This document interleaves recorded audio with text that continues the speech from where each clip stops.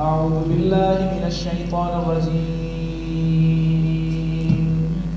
بسم الله الرحمن الرحيم. ياسين والقرآن الحكيم إنك لمن المرسلين تنزيل العزيز الرحيم لتنذر قوما ما أنذر آباؤهم فهم غافلون لقد حق القول على أكثرهم فهم لا يؤمنون إنا جعلنا في أعناقهم أغلالا فهي إلى الأذقان فهم مقمحون صدق الله العظيم. سبھی پڑھی اللہم صلی علی محمد وعلی آل محمد کما صلیت علی ابراہیم وعلی آل ابراہیم انک حمید مجید. اے اللہ، حضور نبی کریم صلی اللہ علیہ وآلہ وسلم پر اپنی رحمتوں کا مزید نزول فرما، اور اے اللہ حضور نبی کریم صلی اللہ علیہ وآلہ وسلم پر ایمان لانے والی اس امت پر اپنی رحمتوں کا نزول فرما. انک حمید مجید، بے شک تو ہی بزرگی والا ہے اور تو ہی عظمتوں والا ہے. اللہم بارک علی محمد وعلی آل محمد کما بارکت علی ابراہیم وعلی آل ابراہیم انک حمید مجید. اے اللہ، حضور نبی کریم صلی اللہ علیہ وآلہ وسلم کے مقام کے اندر، ان کے مرتبے کے اندر، ان کے روب اور دبدبے کے اندر، ان کی شان و شوکت کے اندر، ان کے وقار کے اندر مزید برکت عطا فرما. اور اے اللہ، حضور نبی کریم صلی اللہ علیہ وآلہ وسلم پر ایمان لائے ہوئے صحابہ، اولیاء، تبع تابعین، بزرگ ہستیوں پر اپنی ان کے مقام اور مرتبے میں برکت عطا فرما. اور اے اللہ، اس امت کے ایمان کے اندر، نبی محترم پر ایمان لانے والی اس امت کے تقوی کے اندر، حلم اور بردباری کے اندر، شوق دین، شوق جد و جہد، شوق جہاد، شوق شہادت، شوق قربانی کے اندر مزید برکت عطا فرما. انک حمید مجید، بے شک تو ہی بزرگی والا ہے اور تو ہی عظمتوں والا ہے. نہایت ہی قابل صد احترام بہت ہی محترم بزرگوں، بھائیوں، دوستوں، نوجوان ساتھیوں اور بچوں، انتہائی معذرت آپ کو کچھ انتظار کرنا پڑا، اور میرے لیے خوشی کی بات یہ ہے کہ میں اس وقت خالص راولپنڈی سے مخاطب. عموماً لوگ مہاجر ہوتے ہیں، لیکن یہ جو کمیٹی چوک کا ایریا ہے، راجہ بازار کے دائیں بائیں، یہ خالص اس میں نظر آتا ہے وہی جو لاہوریوں میں انارکلی کے دائیں بائیں بسنے والے اور یادگار کے دائیں بائیں بسنے والوں میں جس طرح لاہوری ٹیسٹ نظر آتا ہے، بالکل اسی طرح وہی انداز محبت کا، مروت کا، جیداری کا، جگت کا، وہی انداز آپ لوگوں میں پیور پنڈی کا بھی نظر آتا ہے. اور یقیناً اکثر آپ میں سے یہاں بنیادی طور پر مقامی لوگ ہیں. میں نے آپ کے سامنے ایک بہت صحیح ہے وسیم بھائی، میں نے آپ کے سامنے بہت ہی جاندار صورت، ویسے تو 114 کی 14 صورتیں ہی جاندار ہیں، لیکن سورہ یاسین میں نے آپ کے سامنے تلاوت کی. آخر انتخاب کرنے کی بھی کوئی وجہ ہوگی، اور ان حالات کے اندر کوئی وجہ ہوگی. یہ بنیادی طور پہ مکی صورت ہے. مکی صورت اسے اس لیے کہا جاتا ہے کہ جو صورتیں پہلی دفعہ ہجرت کرنے سے پہلے نازل ہوئی، وہ چاہے دنیا کے کسی کونے میں بھی حضور صلی اللہ علیہ وسلم کیوں موجود نہیں تھے، انہیں مکی کہا جائے گا. اور جو صورتیں حضور نبی کریم صلی اللہ علیہ وسلم پر ہجرت کے بعد نازل ہوئی، پہلی ہجرت کے بعد، چاہے وہ مدینہ میں نازل ہوئی ہوں یا مکہ میں نازل ہوئی، پہلی دفعہ ہجرت کر لی حضور صلی اللہ علیہ وسلم نے، تو پھر جو صورتیں نازل ہوئی ہیں وہ صورتیں کیا ہیں؟ وہ مدنی کہلاتی ہیں.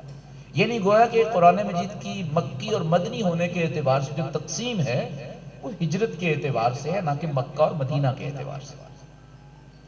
اسی لیے میرے بھائیوں، میں نے یہ بات کرنا کیوں ضروری سمجھی ہے؟ کیا معلومات شیئر کرنا؟ قرآن مجید تو کوئی ایسی فوج نہیں تیار کرنا چاہتا جو آگے موضوع بھی آ جائے گا کہ جی بہت بڑی کوئی علماء کی فوج تیار کر دی جائے تو معاشرے میں انقلاب آ جائے گا. نہیں، قرآن مجید معلومات کی کتاب نہیں ہے کہ میں آپ کے سامنے معلومات پیش کر کے کوئی دھاگ بٹانا چاہتا ہوں. میں تو آپ لوگ جانتے ہوں گے پیور پنڈی کے لوگ، میں تو بتر لگانے کے لیے بات کی ہے. بتر آپ سمجھتے ہیں؟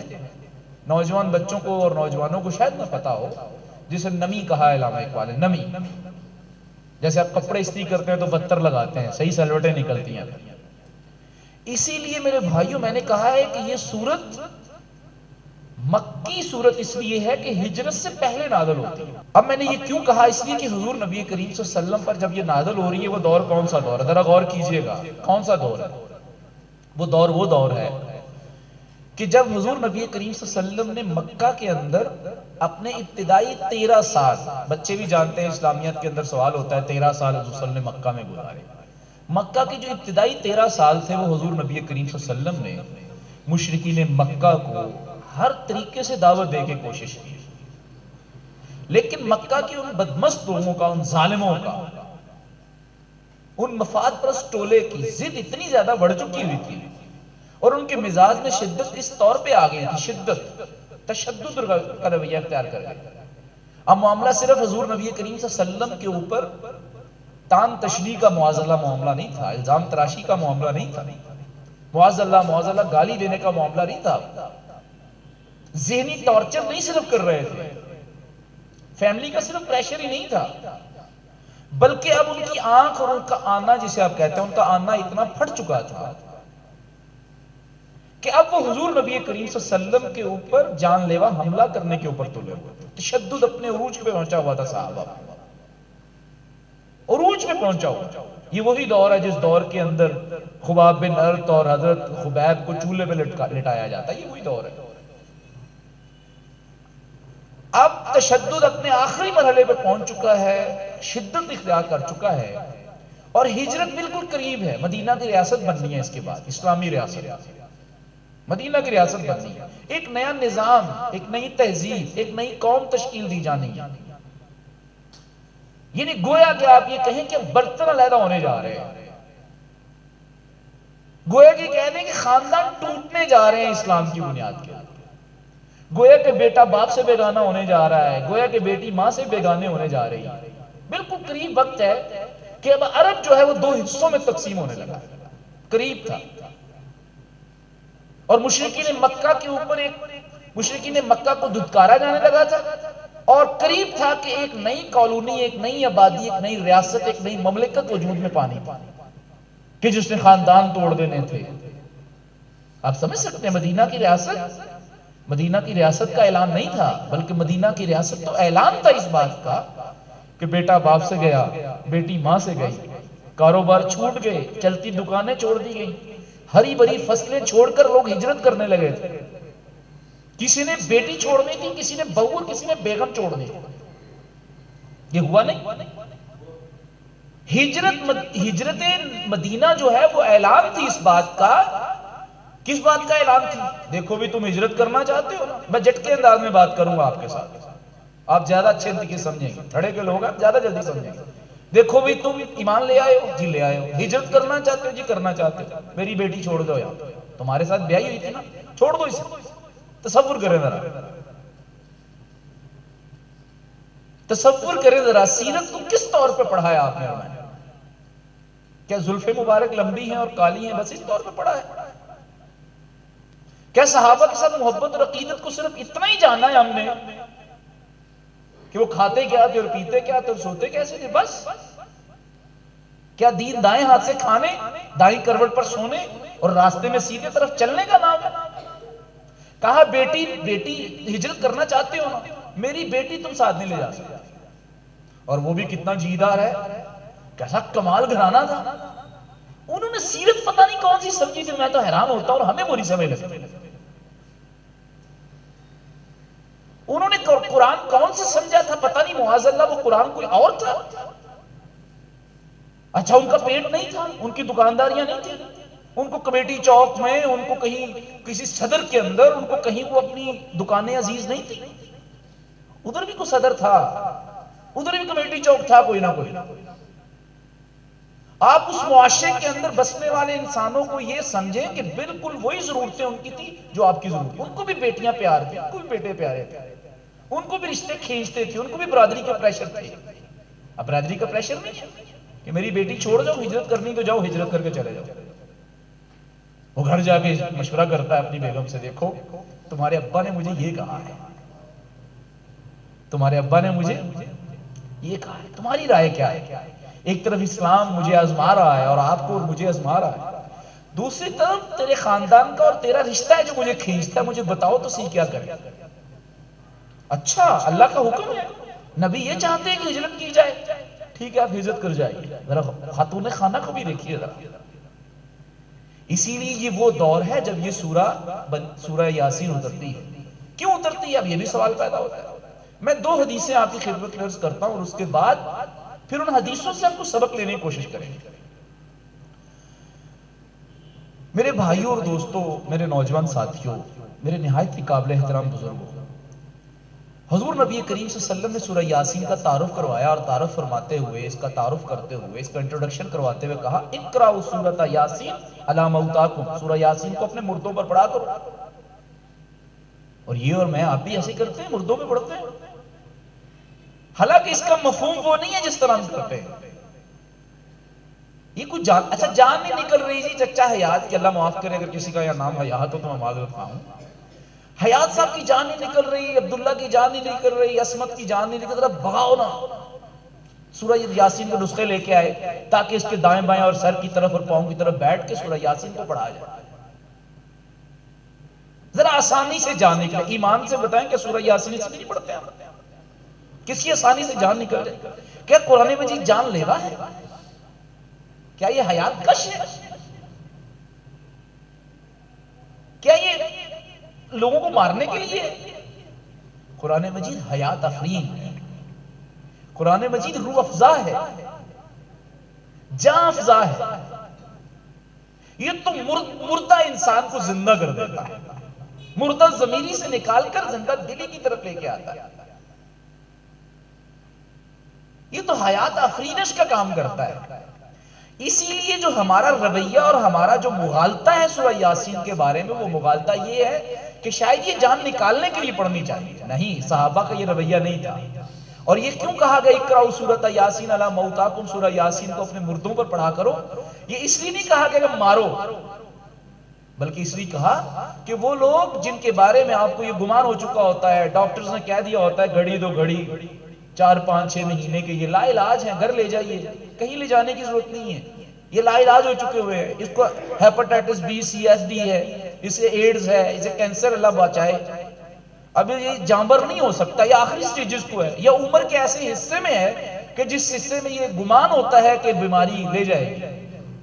تو ایسے فرد کے پاس صحابہ بیٹھ جایا کرتے تھے, اور بیٹھنے کے بعد سبکن آیت افہام اور تفہیم کے انداز میں, سمجھانے کے انداز میں سورہ یاسین کی تلاوت کرتے تھے, سمجھانے کے انداز میں. کیوں؟ اب دوسری حدیث متوجہ ہوتی ہے. دوسری حدیث کہتی ہے سورۃ یاسین ہی قلب القرآن, سورہ یاسین قرآن مجید کا کیا ہے؟ دل. اب صحابہ قریب بیٹھ کے اس لیے سورہ یاسین کو سب نوجوان دوستوں پڑھتے تھے کہ ابھی بھی اس بستر مرگ پر پڑے ہوئے فرد کے بڑے کرنے کے کام, بڑے کرنے کے کام. جب تک سانس باقی ہے تب تک آس باقی, ابھی بڑے کرنے کے کام. یہاں ہے, ابھی بڑے کرنے کے کام ہے اس کے. ابھی اس نے, ہو سکتا ہے اس کے سینے کے اندر کوئی راز پنہا ہو, اس نے کوئی فیملی کی ابھی جو ہے وراثت تقسیم کرنے کا معاملہ ہے, 1/3 جو وراثت میں سے ہوتا ہے نصیحت کرنی ہے, وصیت کرنی ہے اس نے. ابھی اس کے سینے میں ہو سکتا ہے کوئی ایسی خواہش موجود ہو, ابھی توبہ کرنا باقی ہے اس کے لیے. اسی لیے سورہ یاسین اتنا سٹیڈ میں کلام کرتی ہے, اتنا سٹیڈ میں کلام کرتی ہے, 2 اور 2 4 کی طرح کلام کرتی ہے. ہو سکتا ہے سورہ یاسین کو اس کے سامنے سب کو پڑھا جائے تو یہ توبہ کر لے, یہ رجوع کر لے, یہ کو کنفیس کر لے, یہ اپنی غلطی مان لے. ہو سکتا ہے اس کی غلطی مان لینے سے پوری فیملی کے اندر جو بدامنی پھیلی ہوئی ہے, وہ غلطی ماننے کی وجہ سے اس کی وہ امن بحال ہو جائے. اسی لیے کہا کہ اقرأ سورۃ یاسین علی موتاکم، ترجمے سے پڑھا کریں اس کے سامنے، سمجھا سمجھا کے پڑھا کریں. اس کے حقوق ہیں، یہ قریب المرگ بندے کا حق ہے کہ سورہ یاسین اس کے سامنے بیٹھ کر سمجھانے کے انداز میں پڑھی جائے، نصیحت کے انداز میں پڑھی جائے. اب سوال یہ پیدا ہوتا ہے کہ یہ تو بات میں نے ٹھیک کہہ دی، لیکن اب کہہ سکتے ہیں کہ عثمان بھائی یار یہ بات مدینہ کے مکہ کے لوگوں پہ کیسے فٹ آتی؟ بالکل یہ بات ذہن میں رکھیں کہ جس طرح افراد اور انڈیویجولز جو ہوتے ہیں وہ مردنی کی کیفیت سے دوچار ہو جاتے ہیں، مردہ ضمیری سے دوچار ہو جاتے ہیں، ان کے اندر غیرت گم ہو جاتی ہے، وہ اپنی ذمہ داریاں بھول جاتے ہیں، ان کے اندر سے احساس زیاں جاتا رہتا ہے، وہ بھول جاتے ہیں کہ ہم کس لیے پیدا کیے گئے تھے، ہماری جوانی کس لیے ہے، ہمارا بڑھاپا کیا ہے، سنجیدگی کیا ہے، ذمہ داریوں کو کیسے ادا کرنا ہے، خود غرضی کے اوپر خود غرضی کیا ہے، اور مجھے کس طرح سارے لوگوں کے لیے مرکز محبت بننا. جب وہ مردہ ضمیری کا شکار ہو جاتے ہیں، فرد بالکل قومیں بھی ہو جاتی ہیں.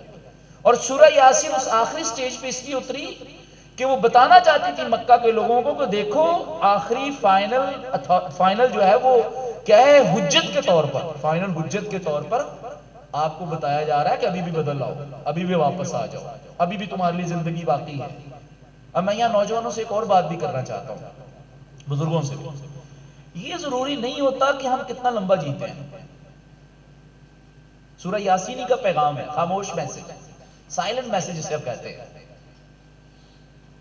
مردوں پر پڑھو، یعنی قریب المرگ لوگوں پر پڑھو. یہ میسج دے رہا ہمیں کہ یہ ضروری نہیں ہوتا کہ ہم 100 سال جیے یا 120 سال جیے. یہ فخر والی بات نہیں ہے.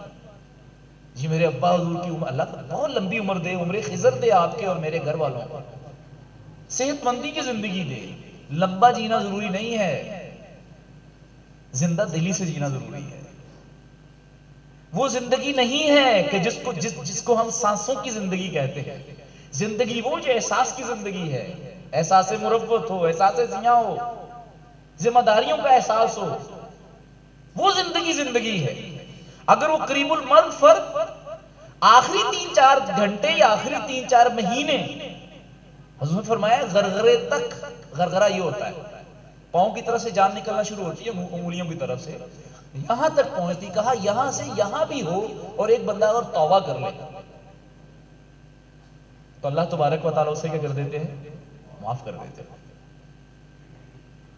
اسی لیے لمبا جینا ضروری نہیں ہے. اب میں آپ کے سامنے جو چند ایک چیزیں آپ کی خدمت میں رکھنا چاہتا ہوں، وہ رکھنا یہ چاہتا ہوں کہ میں کس طرح نئے سرے سے مشن ریوائیول کر سکتا ہوں، میں نئے سرے سے کھڑا کیسے ہو سکتا ہوں.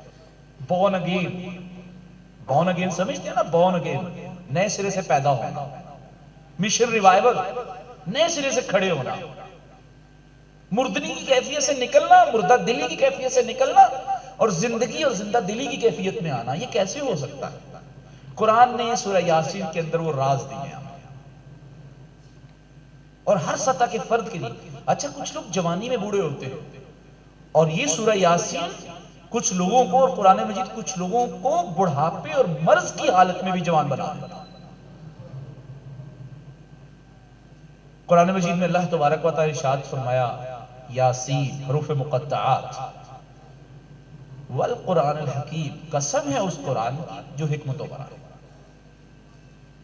ذرا غور کریں کہ اللہ تبارک و تعالیٰ نے جب بہت ہی اہم بات کو کرنی ہوتی ہے تو حروف مقطعات پہلے لے کے آتے تھے. یاسین، الف لام میم، الف لام را، کاف ہا عین یا صاد، یہ الفاظ لے کے آتا ہے کہ جن کا مطلب اللہ کو پتہ ہے یا اس نے نبی کریم صلی اللہ علیہ وسلم کو بتایا.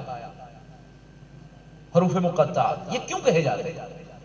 یہ اس لیے کہے جاتے تھے کہ عرب کے لوگ مشرکین مکہ قرآن مجید کو اس لیے نہیں مانتے تھے اور وہ کہتے تھے کہ ہم سے زیادہ اچھی عربی کسی کی نہیں ہے. جیسے آج کل کچھ لوگ ٹیڑھا منہ کر کے انگلش بولتے ہیں تو کہتے ہیں ہی از دا ایجوکیٹڈ پرسن. اس طرح اس وقت جو تھی وہ عرب کے اندر عربی زبان کے مقابلے ہوا کرتے تھے، کمپٹیشنز ہوتے تھے، آرٹیکل رائٹنگ ہوتی تھی، شعر و شاعری اور شعر و سخن کے جو مقابلے ہوتے تھے.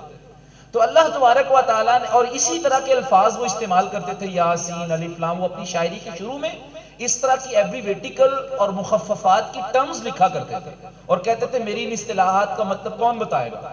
جب کوئی نہیں بتا پاتا تو کہتے تھے ہم جیت گئے. اللہ تعالیٰ نے بھی الف لام یاسین کو لایا یہاں پہ اور کہا دیکھو تم قرآن کو نہیں مان رہے، ابھی تک نہیں مان رہے، 13 سال ہو گئے میرے نبی کو دعوت دیتے ہوئے، تم نہیں مان رہے۔ اور اس نہ ماننے میں ایک تمہاری اپنی زبان کے اوپر فخر کرنے کی بھی وجہ ہے، تم فخر کرتے ہو، تم اپنی زبان کو بڑا اکنالج کرتے ہو۔ یاسین حروف مقطعات جس کا تم معنی نہیں بتا سکتے، قسم ہے اس قرآن کی جو حکمتوں پر آئے، اب ہے ہماری زندگی کے لیے اور بون۔ ویسے میں آپ سے سوال کرتا ہوں بیٹھے ہوئے نوجوان بھی، یار ویسے 72 سالوں سے، چلے امت مسلمہ میں 72 سالوں کا لفظ لیتا ہوں تو کچھ ساتھی کہتے ہیں جماعت اسلامی کے ذمہ دار ہیں تو یہ لازمی طور پر جماعت اسلامی کی دعوت دے رہے ہیں۔ امت مسلمہ کے کسی خطے کے بارے میں آپ مطمئن ہیں کہ امت مسلمہ اپنے حال، اپنے ماضی، اپنے حال اور اپنے مستقبل کے حوالے سے پریشان نہیں ہے کیا؟ ذرا کوئی ایک نوجوان، ایک بزرگ دلیری سے ہاتھ کھڑا کرے، چھوڑ دیجئے پولیٹیکل بائسنس کو، چھوڑ دیجئے ایک منٹ۔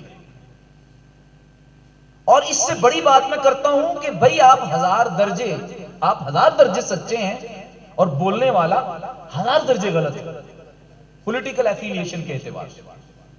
لیکن میں آپ سے سوال کرتا ہوں کہ کیا آپ لوگ یہ سمجھتے ہیں کہ امت مسلمہ اس وقت بیمار ہے؟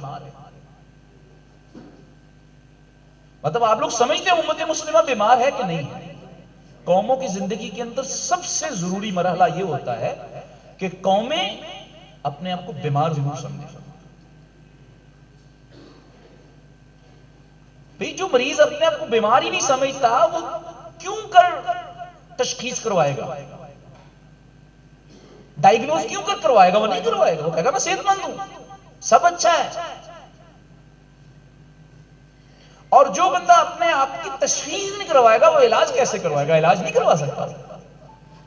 اسی لیے میرے بھائیوں اور دوستوں ہم اس وقت بیمار ہیں، ہر اعتبار سے بیمار ہیں۔ اگر بیمار نہ ہوں تو باپ بیٹے سے پریشان ہے، ماں بیٹی سے پریشان ہے، پڑوسی سے پریشان ہے، سب پریشان ہے۔ استاد شاگرد سے پریشان ہے، شاگرد استاد سے پریشان ہے، نہیں ہے تو بتائیں۔ دکاندار گاہک سے پریشان ہے، گاہک دکاندار سے پریشان ہے، حاکم وقت رعایا سے پریشان ہے، رعایا حاکم وقت سے پریشان ہے۔ کوئی ایک ادارہ بتا دیں، کوئی ایک ادارہ کہ جو ادارہ ایک دوسرے سے پریشان نہ ہو۔ ہم پریشان ہیں، ہم بیمار ہیں، ہمیں اس بیماری سے، اس مردگی کی کیفیت سے نکلنا ہے۔ قرآن مجید نے بتایا نکلنے کا راز، کہا قسم ہے اس قرآن کی جو حکمتوں بھرا ہے۔ اس میں کیا راز پوشید ہے؟ قسم ہے اس قرآن کی جو حکمتوں بھرا ہے۔ آپ 72 سال نہیں 7200 سال بھی کوشش کرتے رہیں، کبھی اسکینڈینیوین کو ماڈل بنائیں، کبھی یورپ کو بنائیں، کبھی امریکہ کی باندھی بنیں، کبھی آپ روس کی جو ہے وہ ایفیلیشن میں جائیں اور اس کی پیری اور فقیری اور مریدی اختیار کریں، 7200 سال بھی لگی رہی ہے امت مسلمہ یہ اس بیماری کی کیفیت سے نہیں نکل سکتی، تا وقتے کہ یہ قرآن مجید سے حکمت لینا نہ شروع کرے۔ قرآن مجید کو اگر آپ نے اپنی کولیکٹیو وزڈم قرار نہ دیا، اجتماعی دانش و بینش، اجتماعی دانش و بینش کیا ہوتی ہے؟ میں ایک چھوٹے لیول پہ مثال دے کر کچھ جاتا ہوں۔ یعنی آپ کے گھر کا مجموعی نظام جس سوچ، فکر اور عقل کے مطابق چلتا ہے اسے کہتے ہیں گھر کی اجتماعی دانش و بینش، اجتماعی عقل۔ اسی طرح امت اور قوم اور ملک کی بھی تمام نظام اور اس نظام کو چلانے کے لیے جو عقل استعمال ہوگی وہ قرآن ہونا چاہیے۔ آپ کی معیشت، آپ کی معاشرت، معیشت نہ کریں آپ 5% لوگ ہیں وہ نابغے اور وہ ناسور جو ہیں وہ آپ کو اور مجھے لیبر کے طور پہ استعمال کرتے رہیں گے، کبھی بھی بحال نہیں ہوں گے، بیمار رہیں گے۔ 5% طبقہ اسلامی معیشت سے اتنا خائف ہے اور قرآن کی دی ہوئی معاشی حکمت، تدبر اور عقل سے اتنا خائف ہے کہ وہ یہ کہہ کہ سودی معیشت کو جو ہے رستہ دے دیتا ہے کہ جی آپ سیاست کا مذہب سے کوئی لینا دینا نہیں۔ ہم بیمار رہیں گے معاشی طور پر، معاشرتی طور پر، تہذیبی طور پر، ثقافتی طور پر، تمدنی طور پر، خانگی طور پر، تعلیمی طور پر، ہر اعتبار سے ہم بیمار رہیں گے تا وقت کہ ہم بالقرآن الحکیم، قسم ہے اس قرآن کی جو کیا ہے حکمتوں پر آئے۔ حکمت کسے کہتے ہیں؟ دانائی کو، عقل مندی کو، سوجھ بوجھ کو، وزڈم کو، دانش و بینش کو یہ کہتے ہیں حکمت برا. اللہ قسمیں اٹھا رہا ہے لیکن اس امت کو جو ابھی تک یقین نہیں ہو رہا. اللہ قسمیں اٹھا رہا ہے. اچھا جی ویسے چلے ایک اور طریقے سے ہم اس بات کو سمجھتے ہیں. میں سورہ یاسین کی تلاوت کر رہا تھا نماز میں، اور میں نے پڑھتے پڑھتے نماز میں تلاوت کرتے کرتے میں نے یہ تلاوت کی، یاسین انک لمن المرسلین. میں نے یاسین والقرآن الحکیم چھوڑ دیا. تو مجھے بتائیں ذرا کیا آپ کی اور میری نماز ہوگی؟ نہیں ہوگی. اس امت کی قرآن مجید کی سورہ یاسین کے اس حصے کو چھوڑنے سے نماز نہیں ہوتی. ارادتاً چھوڑنے سے نماز نہیں ہوتی، لیکن پوری زندگی اس حصے کے بغیر گزار رہی ہے. آپ کی معیشت میں قرآن نظر آتا ہے؟ بتائیں نا، آپ کی معیشت میں قرآن نظر آتا ہے؟ نہیں آتا. آپ کی معاشرت میں کہیں قرآن نظر آ رہا ہے؟ کہیں بتا دیں. کہ آپ کی فورن پالیسی قرآن کی حکمت اور دنائی اور اس کی سوجھ بوجھ کے مطابق ہے، یا 4 5 6 گماشتے بیٹھتے ہیں اور پالیسی بناتے ہیں اور 1.5 لاکھ بندہ مروانے کے بعد کہتے ہیں افغانستان کی جنگ اور امریکہ کی جنگ تمہاری جنگ ہی نہیں تھی؟ طرفہ تماشا ہے. ویسے اس قوم کا بھی کیسا زبردست آزما ہے، سب کچھ ہضم کر رہی ہے. خدا کی بندے ہضم کر گئی، بندے ہضم کر گئی 1.5 لاکھ.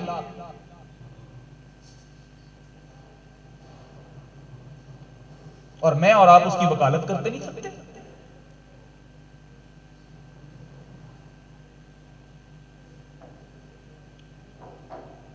قرآن مجید نے جب یہ کہا تھا فورن پالیسی ترتیب دیتے ہوئے، خارجہ پالیسی ترتیب دیتے ہوئے، صلح اور جنگ کے قوانین دیتے ہوئے، قوموں کے ساتھ اور ملکوں کے ساتھ دوستیاں بنانے اور نہ بنانے کے اصول دیتے ہوئے جب قرآن نے یہ کہا تھا تو یہود و نصارہ سے دوستیاں نہ کرو، تمہیں عقل کی بات، اس وقت یہ مت تمہارے پلے نہیں پڑے. اس نے کہا نہیں تھا یا ایھا الذین آمنوا لا تتخذوا اليہود والنصارى، کہا تھا اس نے. اسی لیے میرے بھائیوں اور دوستوں، بڑا لمبی چوڑی بات کو میں چھوڑ دیتا ہوں، لیکن یہ ذہن میں رکھیں کہ آپ کو کوئی بھی آ کے یہ چکمہ دے لے، وہ سونے کا بن کے آ جائے. وہ جماعت اسلامی بھی اگر آ کے یہ کہے کہ قرآن مجید سے ہٹ کے ہم اسکینڈینیوین، یورپ، مغرب، عرب، ہم جناب روس کے مطابق، ہم امریکہ کے مطابق یہاں نظام بدل دیں گے، وہ جھوٹ بولتی ہے، جھوٹ بولے گی. یہ جو جماعت اسلامی آپ کو کبھی کبھی کہتی ہے نا کہ اسلامی نظام اور خوشحال پاکستان اور قرآن کے نظام، عادلانہ نظام، وہ یہی نظام ہے کہ ایک ایک پالیسی کو بناتے ہوئے آپ قرآن مجید کو دیکھیں گے. ایک ایک پالیسی، ڈالرز نہیں دیکھیں گے آپ. والقرآن الحکیم، قسم ہے اس کی، اس قرآن کی جو حکمت و برا ہے. اس کا مطلب ہے کہ پہلا اصول کیا قرار پایا اگر ہم مردنی سے نکلنا چاہتے ہیں؟ کہ ہم اپنی تمام بائسنس، اپنی ذاتی تعلق داریاں، اپنی عقیدتیں، اپنی محبتوں سے، اپنی سماجی، سیاسی، کاروباری محبتوں سے باہر نکل کر فقط ایک چیز سے وفا کریں گے. اور وہ کون سی چیز وفا کے قابل ہے؟ عقیدتوں کے لوگ قرآن مجید. نہیں تو خدا کی قسم آپ کو یہ بیچ کھائیں گے آپ کی اولادوں. ویسے ہمیں ترس نہیں آتا کہ ٹھیک 5-7 سال بعد ہم میں سے اکثر لوگ نہیں ہوں گے، معذرت سے اللہ تعالیٰ آپ کو عمر خضر عطا فرمائے. 10-15 سال بعد، 20 سال بعد، ایوریج عمر تو یہی ہے. 10-15-20 سال بعد ان گلیوں میں میں نہیں ہوں گا، آپ نہیں ہوں گے، اور پھر رہا ہوگا. جب ہم نہیں ہوں گے تو ہم کس ظالم، درندہ سے بے حیا، ننگے اور گندے نظام کے اندر اپنی پوتی، اپنی بیٹی کو چھوڑ کے جا رہے ہیں؟ اور کن کے کہنے پہ چھوڑ کے جا رہے ہیں؟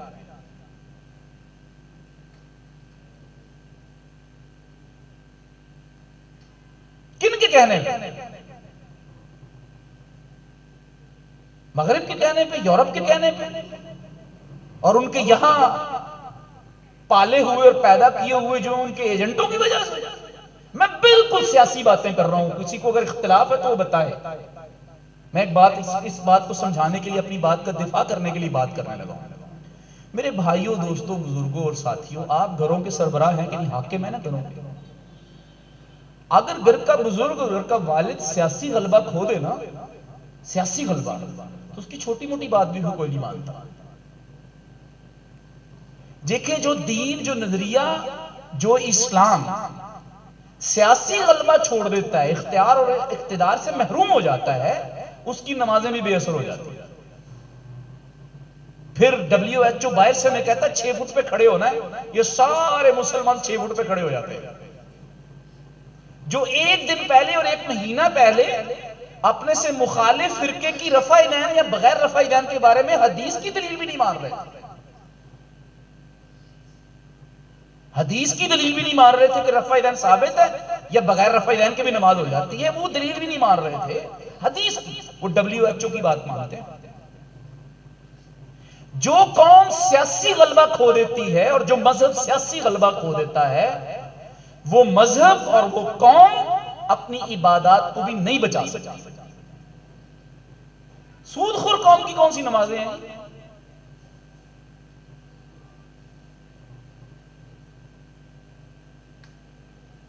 سود خور قوم کی کیا نمازیں ہیں؟ اسی لیے میرے بھائیوں، والقرآن الحکیم، قسم ہے اس قرآن کی جو کیا ہے، حکمت و برا۔ ہمارا قرآن سے رویہ بلا کیسا ہے؟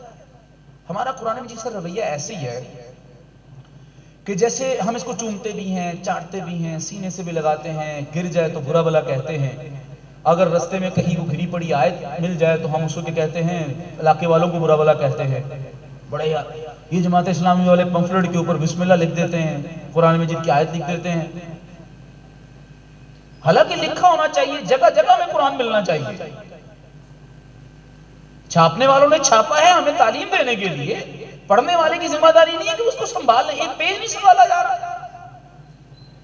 اسی لیے میرے بھائیوں اور دوستوں، وہ اتنی احتیاط کرتے ہیں، لیکن اگر وہ جو آیت ہمیں گھری پڑی باہر ملی تھی، معاذ اللہ، اللہ معاف کرے، اس کو میں نے جھاڑا، اونچا، سینے سے لگایا، کسی اونچی سوراخ میں اس کو میں نے رکھ دیا، اتنی توقیر کی میں نے اس کی جسمانی اعتبار سے، لیکن اگر اسی آیت کے اندر لکھا ہو قولوا قولا سدیدا، سیدھی سچی کھری بات کیا کرو، اسی آیت کے ٹکڑے میں اور کاغذ میں لکھا ہوا تھا احل اللہ البیع وحرم الربا، اللہ نے تمہارے لیے سود کو حرام قرار دے دیا ہے اور تمہارے لیے خرید و فروخت کے تمام معروف ذرائع حلال ہیں۔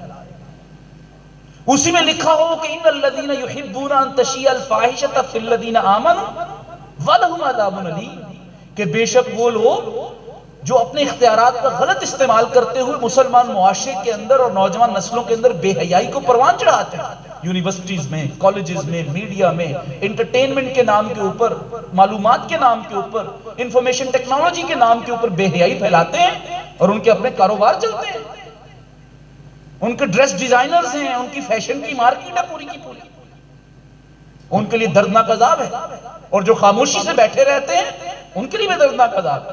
یہ آیت لکھی ہوئی تھی، صاحب نے اٹھائی، جھاڑی پونچھی، برا بلا کہا علاقے کے لوگوں کو، گلی والوں کو، اور اوپر گھسیڑ دی، لیکن بیچ میں کوئی میسج نہیں پڑا۔ اسی میں اگر لکھا ہو وَلَا تَقُلْ لَهُمَا اُفٍّ وَلَا تَنْهَرْهُمَا، اپنے والدین کو اف تک مت کہا کرو۔ اسی لیے میرے بھائیوں اور دوستوں، قرآن مجید کے ساتھ ہمارا رویہ ٹھیک رویہ نہیں ہے۔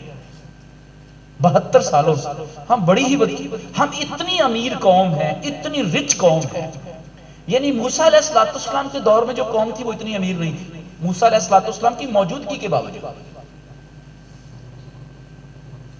عیسیٰ علیہ السلام کے دور میں موجود قوم اتنی امیر قوم نہیں تھی جتنی آج انسانیت امیر ہے، آج جتنی انسانیت امیر ہے، اس دور میں انسانیت اتنی امیر نہیں تھی،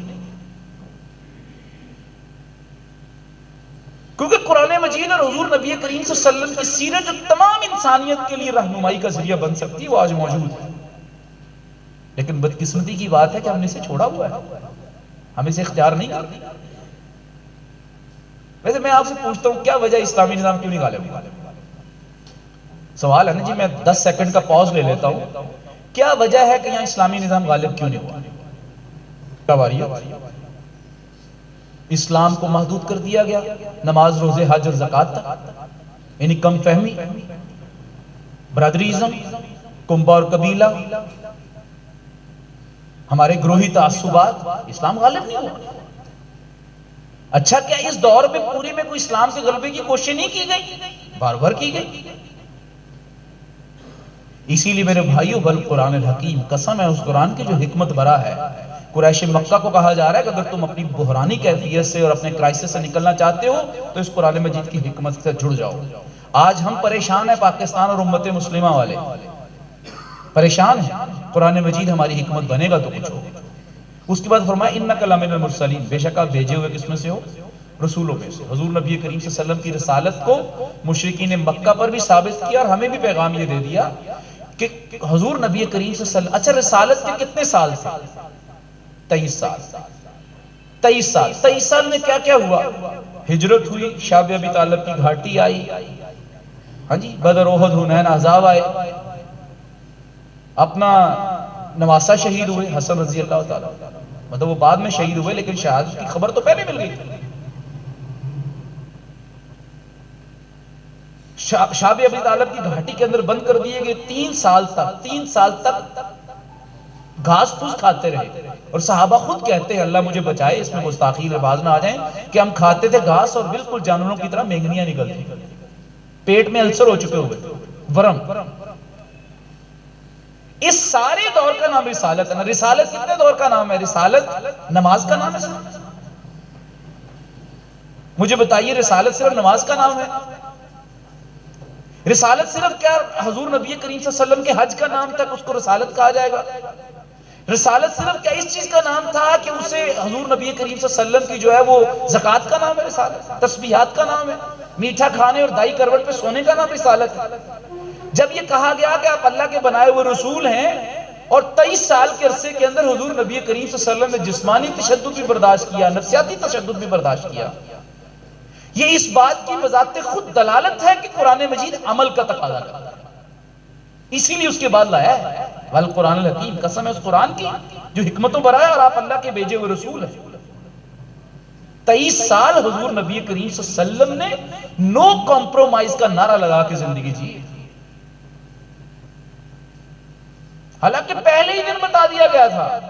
ورقہ بن نوفل جو حضرت خدیجہ الکبریٰ رضی اللہ تعالیٰ عنہ کے تایا زاد یا چچا زاد کیا تھے؟ بھائی تھے، کزن تھے، تورات کے بہت بڑے عالم ربانی تھے، انجیل کو بہت اچھی طرح جانتے تھے، توحید پر قائم تھے، انہوں نے پہلے ہی دن بتا دیا تھا کہ اے خدیجہ آپ کے شوہر نامدار مشکل میں پڑنے والے ہیں، اپنے پرائے ہونے والے ہیں، ایک بیگانگی کی، اجنبیت کی کیفیت ہوگی، علاقہ چھوڑنا پڑے گا، ہجرت کرنی پڑے گی، بہت ایجیٹیشن ہوگی، بڑا ٹینس ماحول ہوگا۔ خدیجہ اس مشکل وقت میں ساتھ دوں گا، اپنی کزن کو کہا۔ حضور صلی اللہ علیہ وسلم کو پہلے نہیں پتا چل گیا، لیکن حضور نبی کریم صلی اللہ علیہ وسلم نے تو بالکل اپنا راستہ نہیں بدلا۔ اسی لیے میرے بھائیوں اور دوستوں، حضور نبی کریم صلی اللہ علیہ وسلم کی رسالت اور ان کا 23 سالہ جدوجہد کا دور بذات خود اس بات کی طرف ہم سے تقاضا کرتا ہے کہ قرآن عمل کے لیے ہے، اور میرے ساتھ عقیدت کا تقاضا یہ کہ تم میری طرح مشکلات کو مول لو۔ تمہیں نہ میٹر جو ہے بلیک میل کرے، نہ جاب بلیک میل کرے، نہ گھری اور محلے اور تھڑے کی اونچائی اور اس کو پکا کرنا بلیک میل کرے۔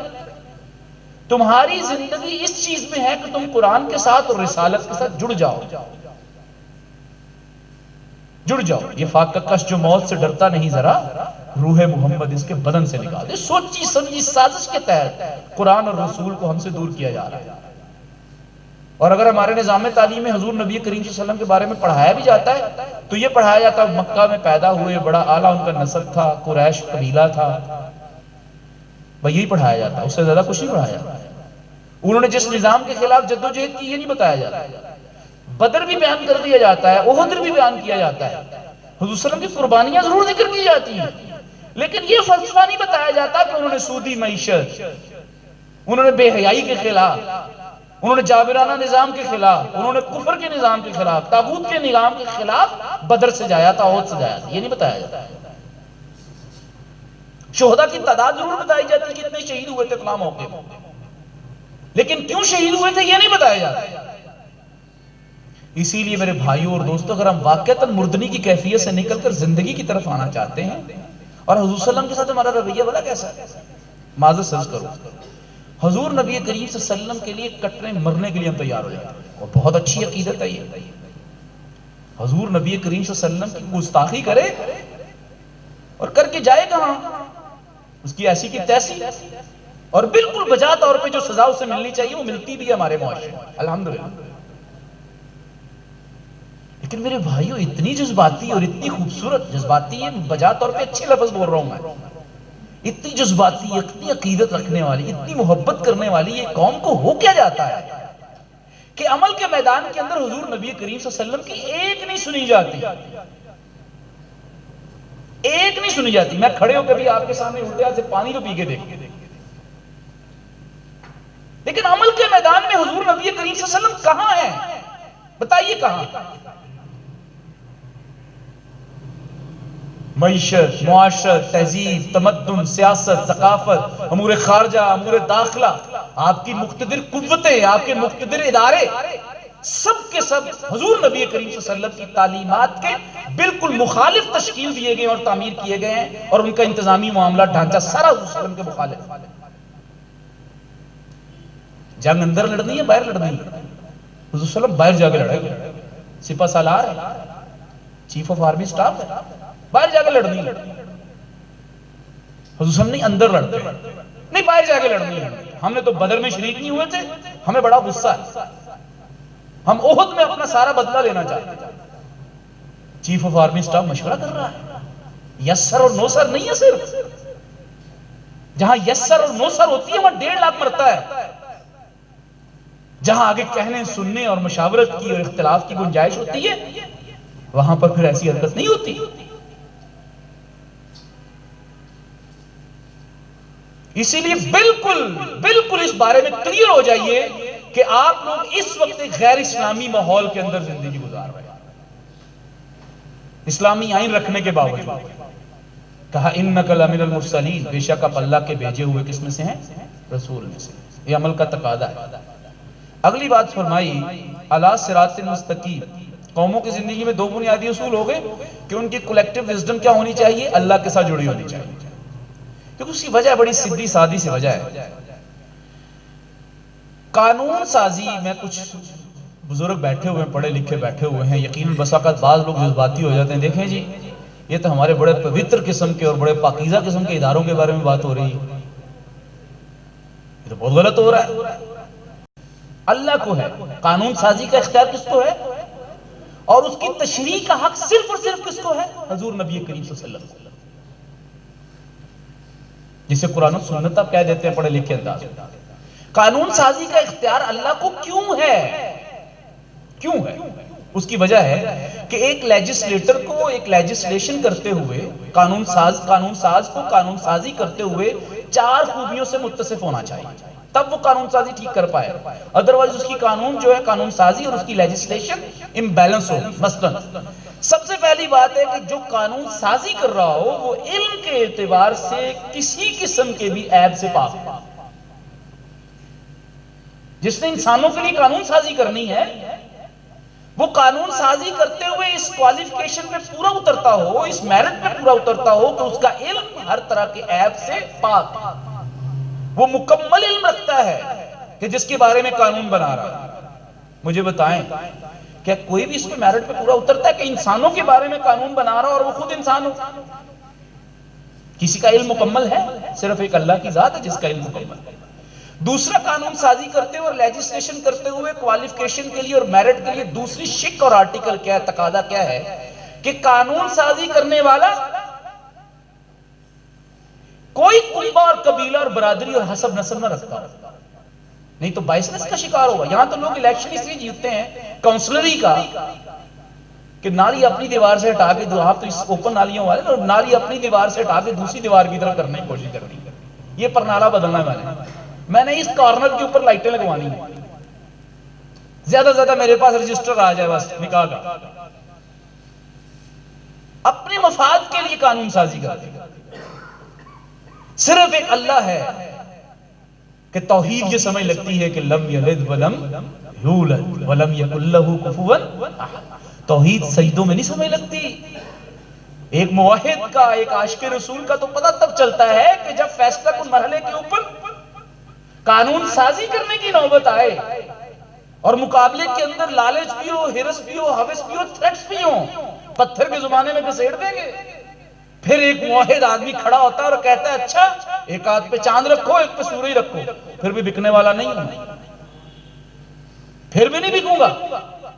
اسی لیے قانون سازی کرنے کے لیے دوسری بڑی قانون ساز کے لیے دوسری شرط کیا ہے کہ وہ لیجسلیٹر جو ہے اور وہ قانون ساز اور قانون دان برادری کنبہ اور قبیلہ نہ رکھتا ہو، تب وہ قانون سازی کرے گا اپنے جیسوں کے لیے، تو لگی لپٹی رکھے گا، اپنے چاچے بابے تائے اور برادری اور کنبے کو زیادہ نوازے گا، اپنی قوم کو زیادہ نوازے گا۔ امریکہ آپ کے لیے قانون سازی کرے گا تو کیا اپنی ڈنڈی نہیں مارے گا؟ تیسری کام یہ ہونی چاہیے کہ اس کا ذاتی اپنا کوئی سیلف انٹرسٹ نہ ہو، ذاتی مفاد نہیں ہونا چاہیے قانون ساز کا۔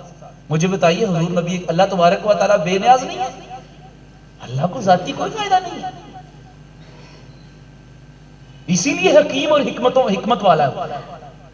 اور چوتھی اور آخری بنیادی بات یہ کہ اخلاقی تمام عیبوں سے وہ پاک ہونا چاہیے، تب وہ قانون سازی صحیح کرے گا۔ اگر بے حیا ہے معاذ اللہ کوئی، وہ قانون سازی کرتے ہوئے لازمی طور پہ بے حیائی کے لیے چور دروازے کھولے گا۔ کوئی کردار کے اعتبار سے بدعنوان اور بددیانت ہے تو لازمی طور پر قانون سازی کرتے ہوئے اپنی بددیانتی اور اپنی بدعنوانی کو بچانے کی کوشش کرے گا۔ اسی لیے قانون سازی کرنے کا حق صرف اس کو ہے کہ جو ان چار شرائط پہ پورا اترتا ہے۔ یہ جو دفعہ 62-63 کی بات کی جاتی ہے بجا طور پہ ٹھیک ہے، لیکن چور اچکی یہ کہتے ہیں کہ ان کی ضرورت کیا ہے، اپنے لیے چور دروازے رکھنا چاہتے ہیں، اسی لیے ملک صاحب نے بھی کہا دروازہ بند کر دو سارے ہمارے۔ تو اسی لیے میرے بھائیوں اور دوستوں، قرآن مجید کو اور اللہ تعالیٰ کو اس لیے اختیار ہے کہ اللہ تعالیٰ آپ کے بارے میں اچھی طرح جانتے ہیں، آپ کے میلانات کیا ہیں، آپ کے رجحانات کیا ہیں، آپ کے جذبات کیا ہیں، آپ کی ضرورتیں کیا ہیں، آپ کی خواہشات کیا ہیں، کمزوریاں کیا اس انسان نما مشینری اور انسان نما پرزے کے کیا کیا مسائل ہیں، اور پھر اللہ ہی اس بات کا اختیار رکھتے ہیں اور میرٹ پہ پورا اترتے ہیں کہ وہ میرے لیے قانون سازی کرتے ہوئے کنبے، قبیلے، برادری، ذات، اپنے ذاتی فائدے، اپنے اخلاقی مسائل کسی وجہ سے وہ کیا نہیں کر سکتے، وہ عدم توازن کا اور امبیلنسمنٹ کا شکار نہیں ہو سکتے۔ اسی کا نام سبحان اللہ، اسی کا نام کیا ہے؟ اسی کا نام سبحان اللہ۔ سبحان اللہ زبان سے نہیں کہنا، سبحان اللہ کا مطلب کیا ہے کہ وہ ہر طرح کے عیب سے، ہر طرح کے ذاتی فائدے سے، ہر طرح کے برادری، کنبے اور قبیلے کے پریشر سے پاک ہے، تبھی وہ قانون سازی صحیح کر سکتا ہے۔ اسی لیے میرے بھائیوں، تیسرا بڑا پہلا یہ نقطہ ہے مشن ریوائیول، کیا آپ لوگ سارے نئے سرے سے تازہ ہونا چاہتے ہیں؟ اگر ہاتھ کھڑا کرے، تازہ ہونا چاہتے ہیں سارے؟ نئے سرے سے کھڑے ہونا، اور نہ شرمائیں، یہ ارادے کی محفل ہے، کھڑا ہونا چاہتے ہیں؟ کیا امت کی بحالی ہم چاہتے ہیں؟ ہم بحالی چاہتے ہیں؟ تو پہلا اس کا تقاضا کیا ہے کہ قرآن مجید کو کلیکٹیو وزڈم قرار دیا جائے، ہمارے گھر کا کوڈ بنے، یہ ہمارے ملک کا کوڈ بنے، عدالت کا بنے، کچہری کا بنے، ہماری منڈی اور بازار کا بنے، ہماری معیشت اور معاشرت کا بنے، ہماری سیاست کا بنے، ہماری سیاسی پارٹیاں ختم ہو جائیں اگر قرآن مجید کو آپ پکڑ لیں، خدا کی قسم ختم ہو جائیں۔ میں بتاتا ہوں کیسے۔ حضور نبی کریم صلی اللہ علیہ وسلم پر اترنے والے قرآن نے حضور صلی اللہ علیہ وسلم کو مخاطب کرتے ہوئے یہ کہا کہ اے نبی، آپ کو بھی اس بات کی اجازت نہیں دی جا سکتی کہ آپ لوگوں کو اپنی طرف بلائیں، بلکہ آپ نے کس طرف بلانا ہے؟ اللہ کی طرف بلانا ہے۔ تو پھر کسی کو پنجابی، سندھی، بلوچی، مہاجر، عربی اس نام پہ اکٹھا کرنے کی اور قوم کو ورگلانے کی اجازت رہے گی؟ آپ کا آج انسٹیٹیوشن بحال ہو جائے اور آئین آپ کا بحال ہو جائے کہ جو لکھتا ہے وہ آئین لکھتا ہے، آئین پاکستان، کہ ملک پاکستان کے اندر کوئی قانون بھی اسلام اور قرآن اور سنت کے مطابق کیا مخالف کیا پاس، تو جب پارٹی بنائی جاتی ہے اور الیکشن کمیشن کے پاس پارٹی جاتی ہے، رجسٹرار کے پاس جاتی ہے، تو وہ دیکھے گا نا کہ پارٹی کس بنیاد پہ بن رہی ہے، اور امت کے اندر مزید پارٹی در پارٹی کرنے کی کسی کو اجازت نہیں ہے۔ اسی لیے تیسری بڑی جو چیز ہے میرے بھائیوں، میں بتانے لگا ہوں مشن ریوائیول کے لیے، بورن اگین کے لیے، کیا ہے؟ آلات صراط مستقیم۔ کس راستے پر ہے نبی؟ کس راستے پر ہے؟ سیدھے راستے۔ کیوں کہا گیا؟ ایسا سوچنے والی بات ہے، میں اعتراض نہیں کر رہا، اللہ معاف کرے، سمجھنے سمجھانے کے لیے بات تھی۔ یاسین والقرآن الحکیم انک لمن المرسلین، بات قرآن کی ہوئی، حضور صلی اللہ علیہ وسلم کی بات ہوگی، لیکن یہ علیحدہ سے کیوں کہا گیا آلات صراط مستقیم؟ آپ سیدھے راستے پر۔ اس وقت تک قریش مکہ کی قیادت کس کے پاس تھی؟ مجھے ذرا بتائیے گا۔ عتبہ کے پاس تھی، شیبہ کے پاس تھی، ابو جہل جیسے لوگوں کے پاس تھی، گمراہ ترین بدکار لوگ ان کے پاس تھی، مفاد پرست ٹولہ جن کی دکانداریاں بند ہوتی نظر آ رہی تھی ان کے پاس تھی۔ اللہ نے ان کے مقابلے میں کہا کہ دیکھو نبی میں تمہیں جو دے رہا ہوں یہ ایک اچھی قیادت کے طور پہ دے رہا ہوں سیدھے راستے پر، لیکن قوموں کی زندگی کے اندر یہ بڑی ہی بدقسمتی کی بات ہوتی ہے کہ وہ حقیقی لیڈرشپ کو اپنے مفادات کی وجہ سے پہچانتی نہیں۔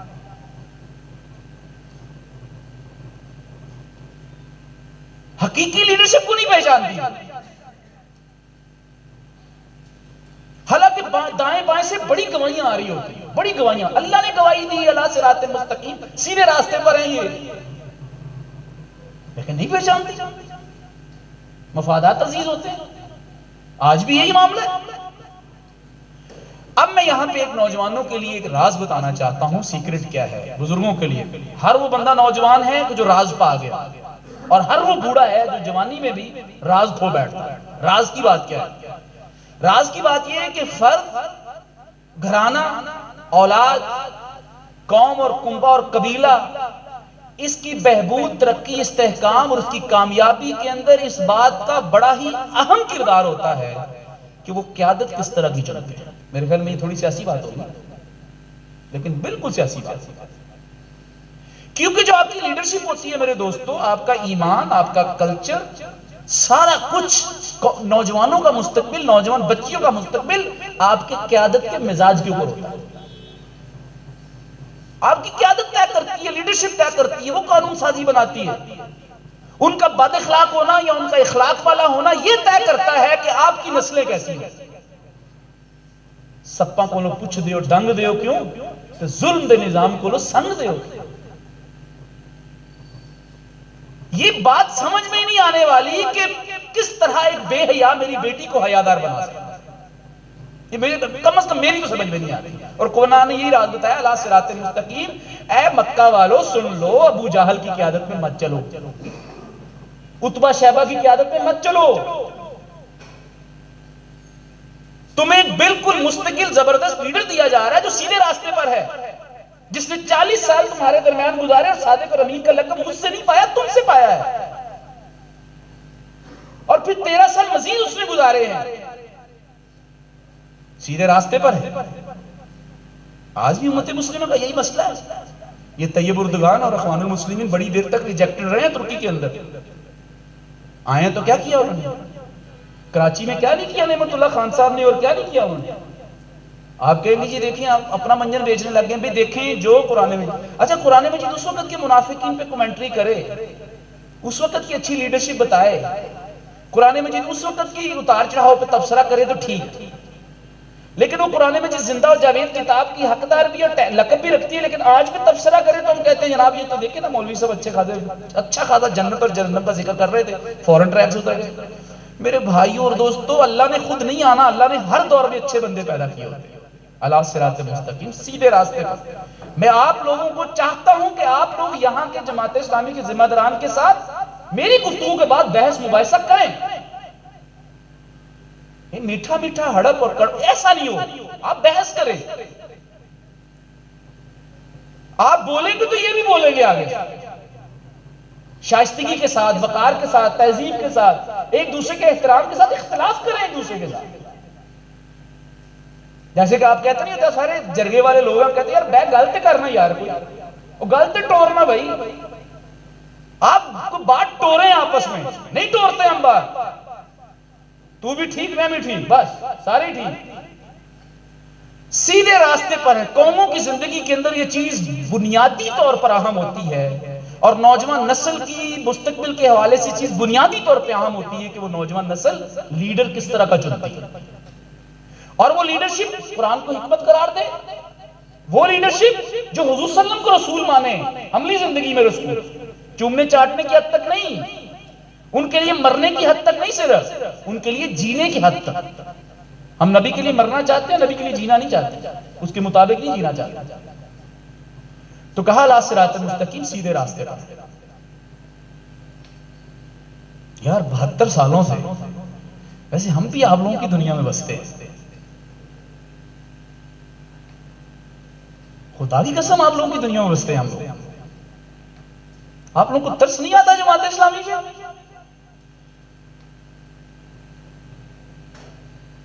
زلزلہ آئے، سیلاب آئے، کرونا میں لوگ باپ بیٹے کو اور بیٹا باپ کو چھوڑ چکا ہے، گھر میں باپ پڑا ہوا، دفنانے والا کوئی نہیں ہے، اٹھا کے الخدمت فاؤنڈیشن کے لوگ دفنا رہے ہیں۔ یار ترس نہیں آتا آپ کو؟ کس بات کی سزا دے رہے ہیں جماعت اسلامی کو؟ نہ کرپشن کا ایک داغ ہے، نہ بددیانتی کا ایک داغ ہے۔ یہ آپ کے امیر زون ابھی بھگت کے آئے ہیں، اچھی خاصی پیشی ہے میرے ضلع کے سامنے۔ کس بات کی پیشی بھگت کے آئے ہیں کہ انہوں نے آپ حقداروں کا حق مزید اچھے انداز میں کیوں نہیں پہنچایا؟ پوچھ۔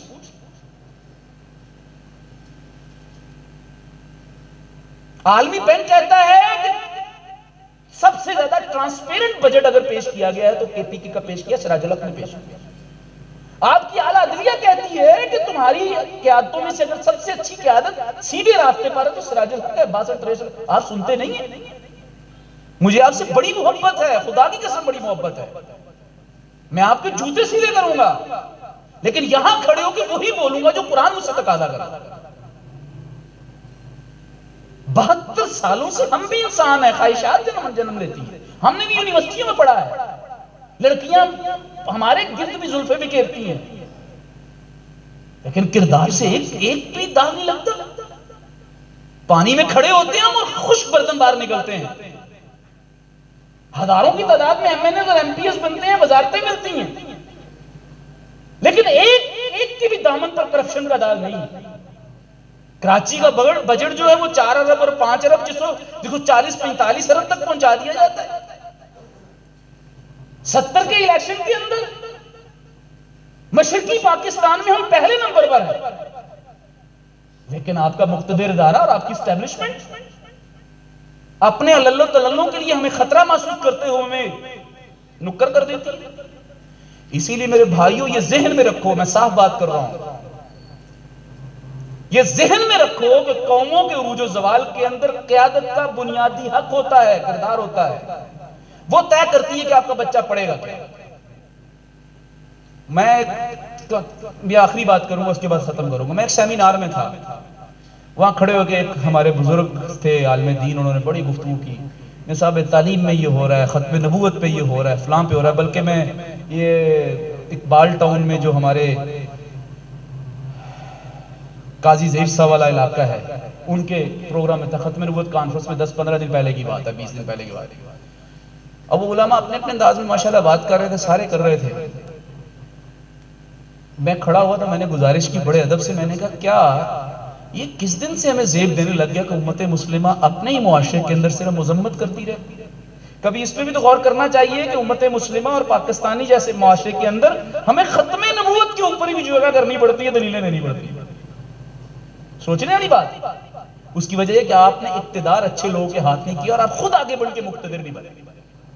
اسی لیے میرے بھائیوں اور دوستوں، میرے نہایت ہی قابل احترام بزرگوں، میں نے قرآن کا سوز آپ تک پہنچایا ہے، میں نے حضور نبی کریم صلی اللہ علیہ وسلم کی وکالت کے اندر آپ کے ساتھ صرف ایک خطابت کے طور پر، تقاضے کے طور پہ اونچی آواز میں بات کی، بے ادبی کے طور پہ نہیں، لیکن خدا کی قسم قرآن مجید کے علاوہ کوئی چارہ کار نہیں، اور قرآن مجید اللہ خود نازل کرنے اور نافذ کرنے نہیں آئیں گے۔